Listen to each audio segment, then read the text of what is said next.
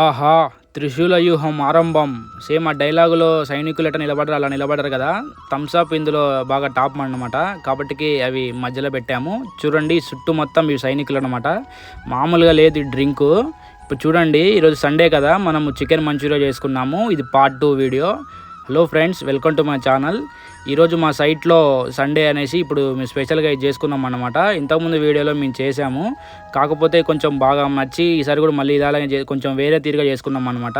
దీని గురించి ఒక లాంగ్ వీడియో పెట్టాము, లాంగ్ వీడియో వస్తుంది.